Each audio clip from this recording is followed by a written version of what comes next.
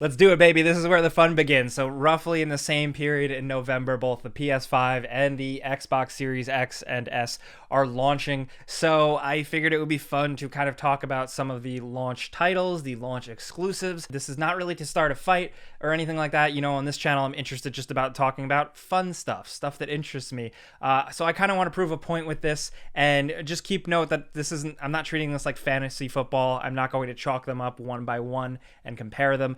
I just want to kind of dive into what interests me, someone who's kind of stuck in the middle here, as someone who kind of has to pre-order both of these consoles for my job. I don't really have a horse in the race one way or the other. Just kind of want to take a second to talk some games, some interesting, some not so much, and I got some stories for you guys too. So let's get the housekeeping out of the way.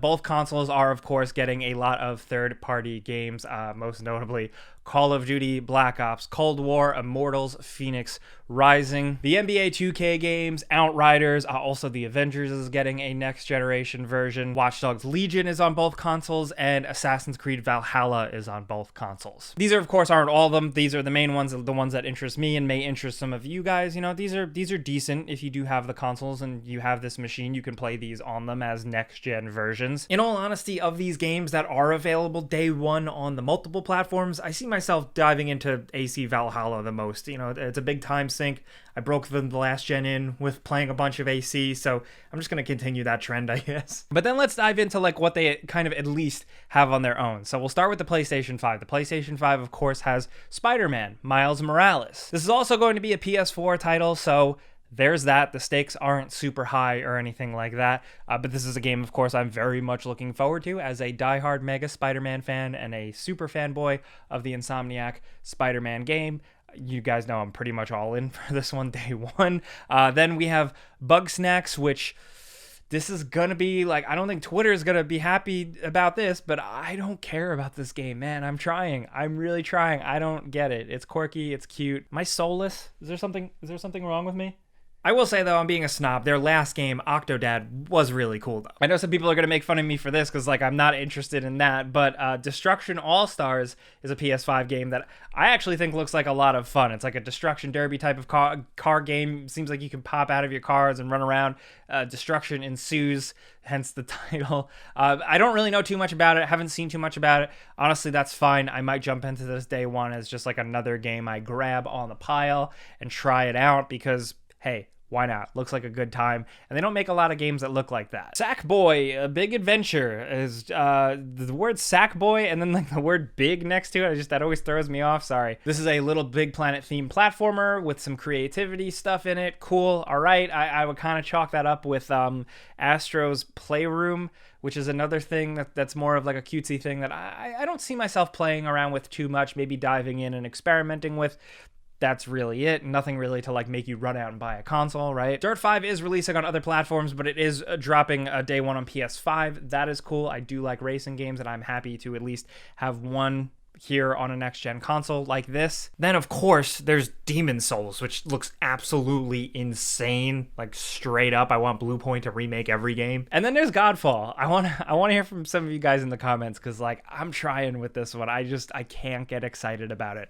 It looks shiny, it looks cool, but, like, anytime I've seen even glimpses of combat or character designs, I'm just like, nah, man, I don't know. I mean, it could have legs. It could grow into something pretty amazing. I try not to totally write off any video game. You guys know that, but that's where that's at. So now moving on over to the Xbox side, Xbox Series S and Series X, we have Crossfire X, which is at least interesting because it is a Korean and I believe also Chinese market shooter that was massive. They're bringing it over to other territories. It was a hit for a reason. Microsoft spent a lot of money on it. Not only that, they are throwing in like a single player campaign for it, and that is made by Remedy, of all people, most recently behind Control. So out of just weird curiosity and like a vague interest in fun first-person shooter campaigns, I'm going to try that. Gears Tactics is finally dropping on console. That is a game that has existed. I will say it's really good. It's actually really underrated, so I would consider checking it out if you are picking up an Xbox Series X or S. The Falconeer is another one. Second Extinction is like that indie kind of dinosaur game.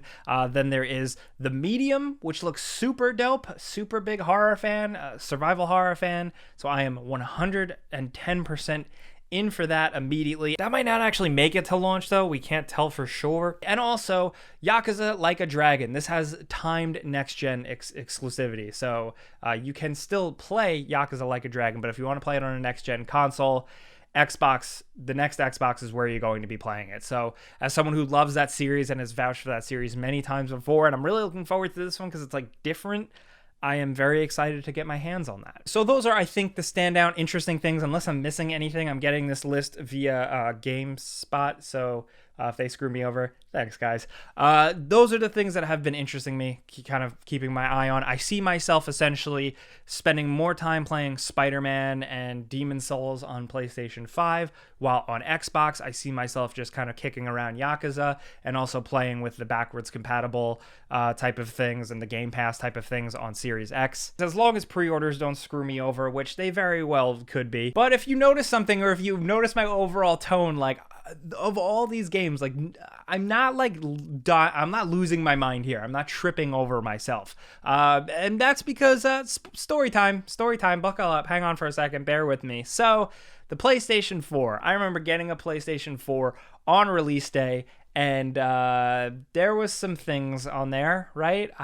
What was it? Killzone Shadowfall, which bored me to tears. I spent the most time on PlayStation 4 pretending that Battlefield 4 was good on console and spending hours and hours and hours on Assassin's Creed 4 Black Flag, which was, of course, a multi-platform Ubisoft game that you could play on other platforms, including, pretty sure, previous gen platforms. So there was that. But I put over 100 hours in that game on that console. That's what I spent the majority of my launch window PlayStation 4 with. And then let's go back even further.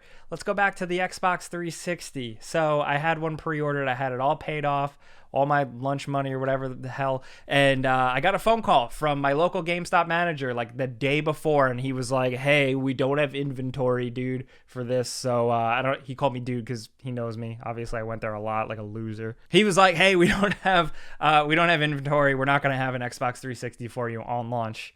And that was like breaking up with your drug dealer. But I then immediately hung up the phone, skipped school, and went to my local Target and got a place online, camping out for just about 24 hours through rain and sleet and pretty damn cold temperatures. And my friend who I was with fell asleep, so I was alone and left to my devices. I had to talk to this other weird guy sleeping underneath a shopping cart. Anyway, almost got hypothermia. I took those like cheap gas station hand warmers and I was rubbing them all over my body. Felt like I almost died or slipped away at a point, but whatever. I got in Target, I bought the console, only had money for, of course, a couple of games, so I brought the thing home immediately and fired it up. And after all of that epic battle of waiting so long, camping out in front of a dumb retail store to get a plastic box, I played Cameo, Elements of Power, and I played Perfect Dark Zero, which, wow, yeah, that was awesome. That was super cool. I will say, like, a little while after that, I got my hands on Condemned Criminal Origins, which I say, that and Call of Duty 2 were the real next-gen feeling games.